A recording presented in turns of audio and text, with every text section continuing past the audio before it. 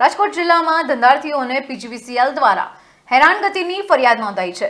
રીબડા ખાતે industries એરિયાના ધંધાર્થીઓને PGVCL દ્વારા હેરાન કરવાની ફરિયાદ નોંધાઈ હતી।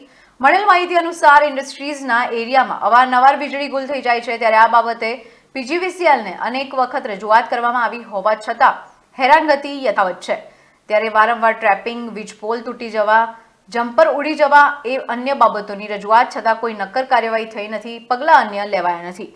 આ ઉપરાંત ઉદ્યોગકારો રાજકોટ દોડી આવ્યા હતા અને પીજીવીસીએલના કોન્ટ્રાક્ટરો દ્વારા નબળું કામ અને વીજ કંપનીના અધિકારોની બેદરકારી સામે જે ફરિયાદ છે નોંધાવી હતી। ત્યારે જો હજુ પણ રજૂઆતનો કોઈ ઉકેલ નહીં આવે તો ઉદ્યોગકારો આ બાબતે આંદોલન કરશે। મારું નામ ધર્મેશ પટેલ છે।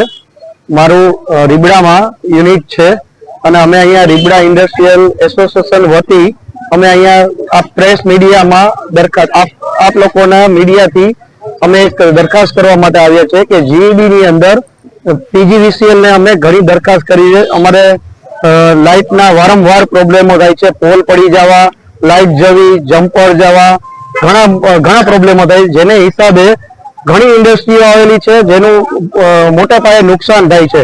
ફાઉન્ડ્રી રજૂઆત કરેલી છે, આની પહેલા અમે પીજીવીસીએલ માં રજૂઆત કરેલી છે, પણ આશ્વાસન રૂપે આપેલ